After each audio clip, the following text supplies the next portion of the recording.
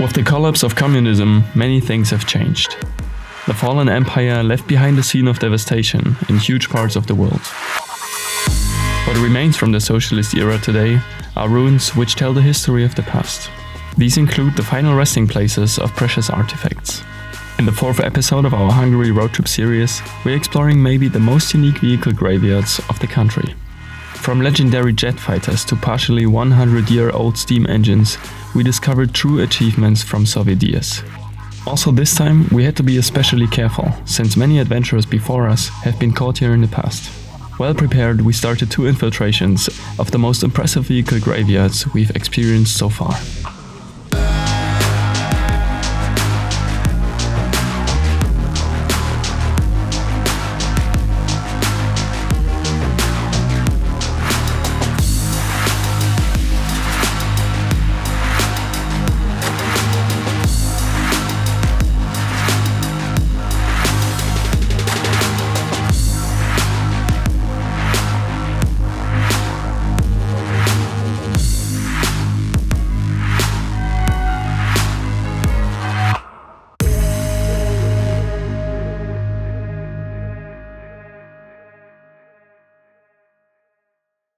If you enjoy our videos, make sure to hit the subscribe button and click the bell to get notified when we upload new content.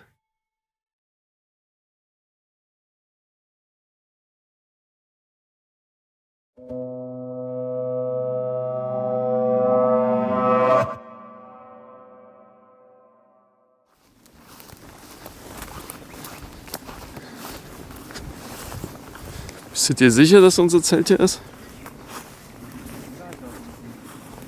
Lass mal gerade rübergehen, da kommen wir zumindest wieder zur Straße. Wir hätten vielleicht den Weg nicht verlassen sollen, oder?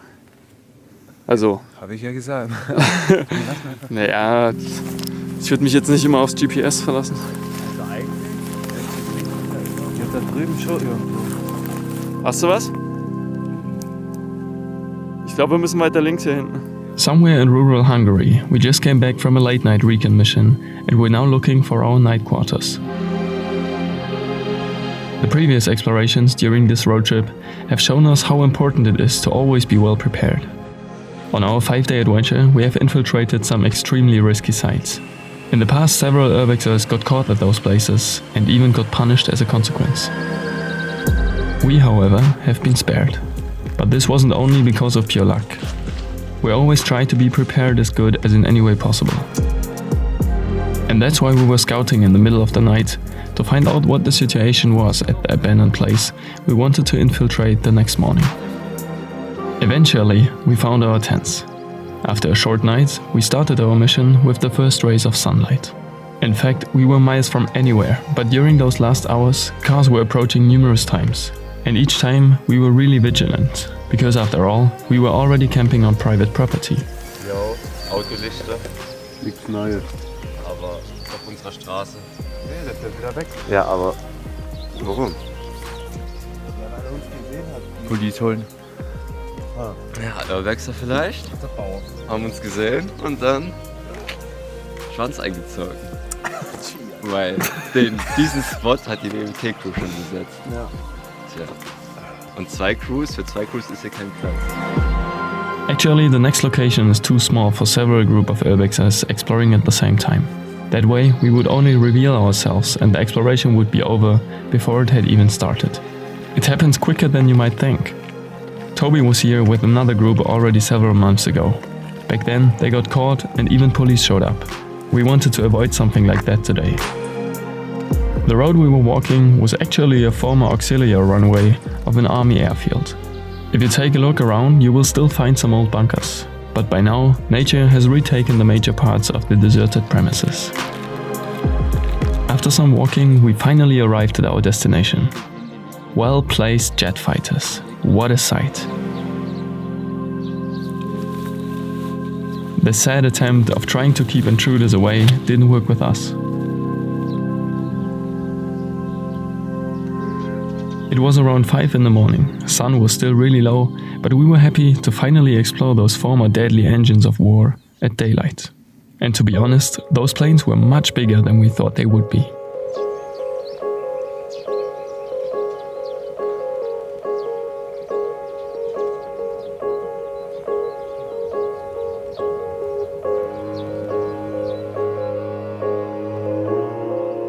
More than 30 fighter aircrafts we were counting on this field. Nearly all of them were MiG-21 jets. A few of them were even in a converted version with 2 seats. Those were used for training.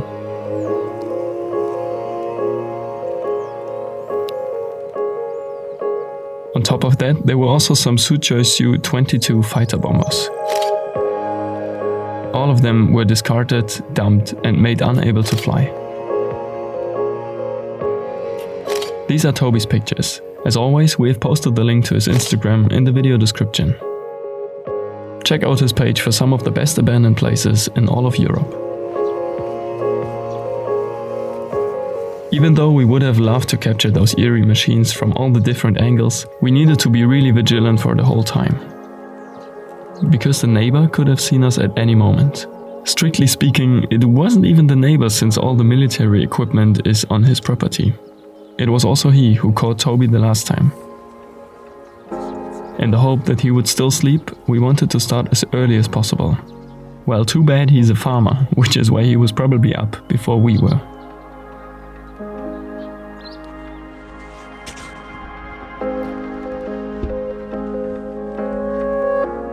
Nevertheless, it was a unique experience for us to explore this aircraft cemetery. How often do you have the chance to see such military equipment up close? Of course, we were taking the chance to inspect every single detail of those jets.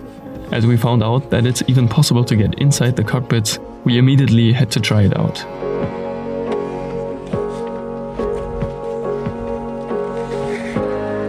For someone with no clue, the cockpit of the MiG-21 is leaving a confusing impression. The number of switches, instruments and displays is simply overwhelming. Actually, quite a lot of them are only used for technical controls and aren't even relevant for the pilot. The widgets which are important for the flight could be found on the control panel in front of him.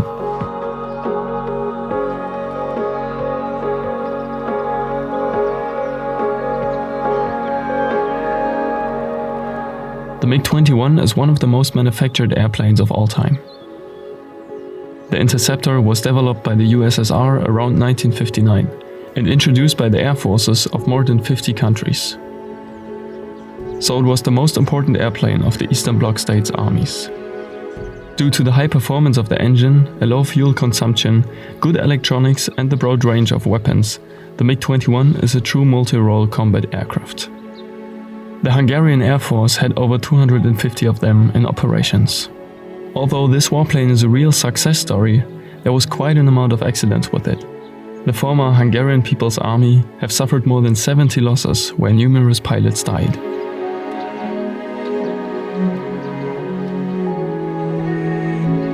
The long spear in front of each craft was used to measure the airplane's speed.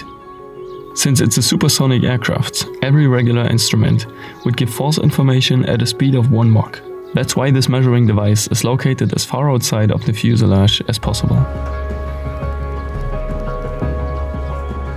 The aircraft cemetery is located directly next to one of the country's few Air Force bases. The small landing strip we were taking by foot in the beginning was part of this base until some time ago. After the fall of the Soviet Union, Hungary became part of the NATO around the turn of the century.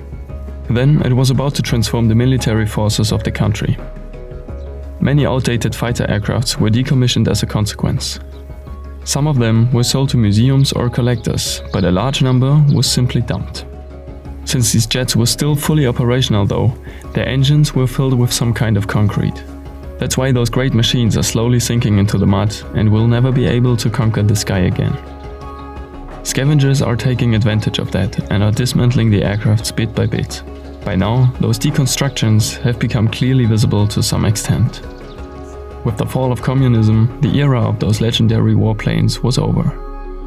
In the past, we've already heard of several other dumped MiGs, which gained a lot of attention in the Urbex community. But mostly, those are only single jets. Here we had the chance to see more than 30 of them at the same time. That's why this was one of the locations we were looking forward the most during this road trip. We were able to accomplish this mission without any problems. Now we were glad to see another vehicle graveyard next, which should also stir our blood.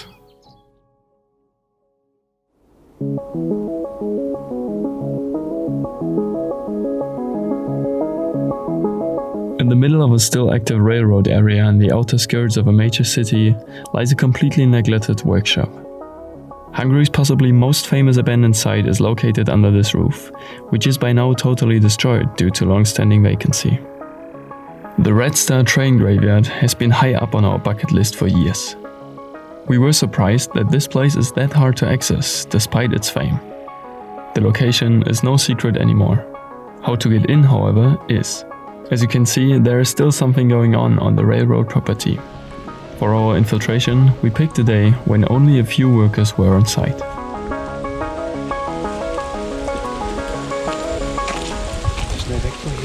Actually, we were pretty lucky that it was rather quiet today. Although it was the weekend, normally a lot of people would work on the premises. On our way to the big hall, we have already passed multiple dumped rail cars. Some trains are standing there for 40 years now. Only a few meters next to the road, which is trafficked every day, a thick jungle arises. After looking around for a bit, we found ourselves in the middle of the workshop. The broken roof let nature inside. This is the reason why decay is proceeding so fast here and could create such an astonishing scenery.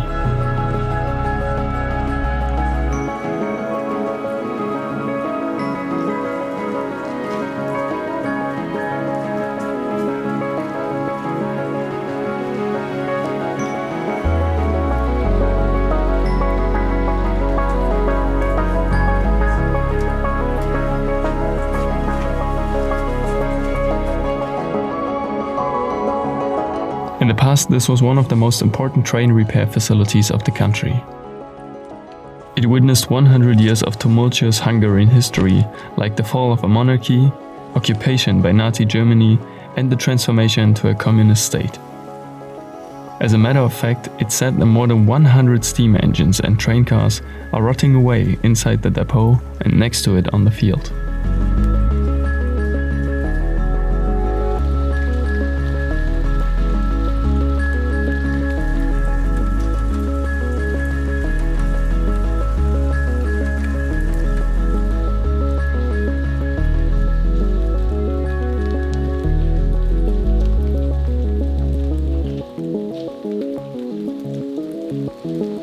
Shortly after our arrival, it started to rain.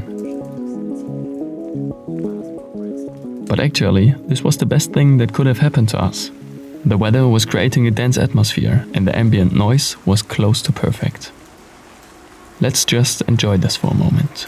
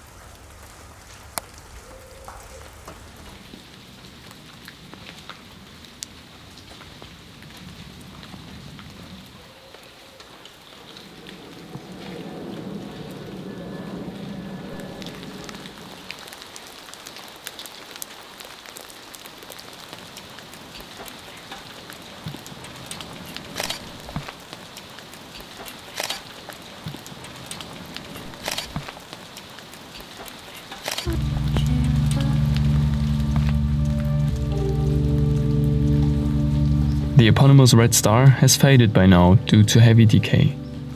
If we're not mistaken, this train was one of the most famous steam locomotives of Hungary. Class 424 of the Hungarian State Railways was constructed between 1924 and 1958. The 100 tons heavy vehicles were decommissioned 40 years ago.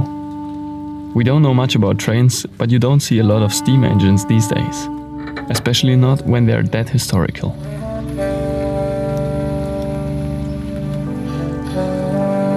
The whole railroad area was built around 1900 and served as a modern train repair facility for the city's trains. One of the workshops was that huge that it counted as biggest building of the town for a while. However, this place could never recover from the huge damages of World War II and the eradication of steam locos. Large parts of the property were shut down and the buildings are rotting away together with the trains inside them.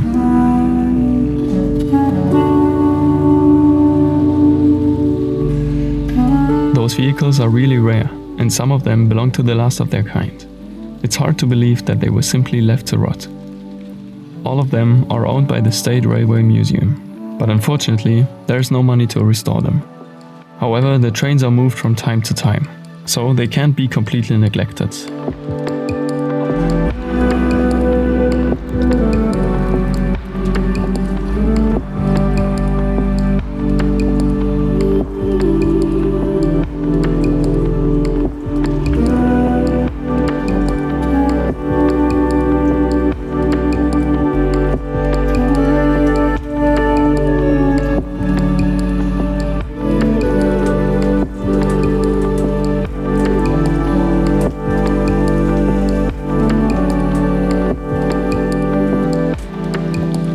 Next to Hungarian steam engines, also German freight cars are part of the collection of rusting gems. Some of those cars are even said to be the ones which were used to transport Jews to Auschwitz during the time of Nazi occupation. The wagons actually look quite similar and might even be the same type.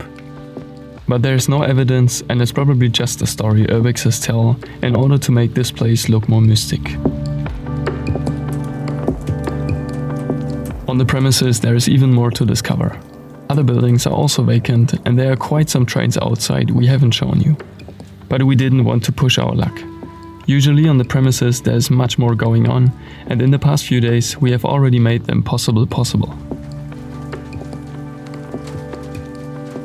After we've spent a really long time inside and enjoyed the end time machines, we left this unique place.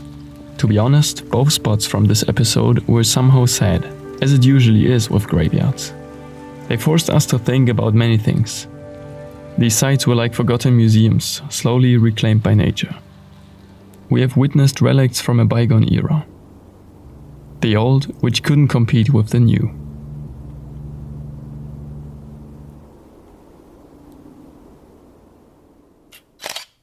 We've already showed you Toby's images in this episode.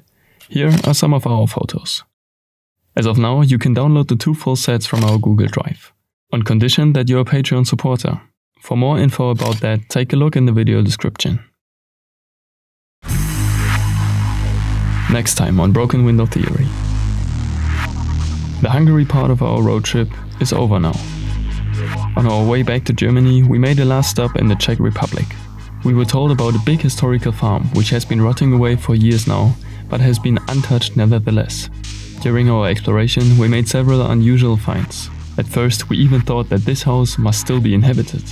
But it's not, and we have immersed ourselves in its history.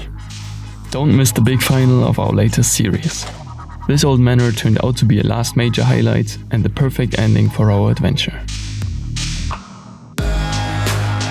This already was the second last episode of our Hungary road trip series. Thanks for your likes and every comment. If you want to help us make this channel grow, please share our content with your friends. We always put a lot of effort in each video and we try to reach as many people as possible. Thanks, keep exploring, and see you next time.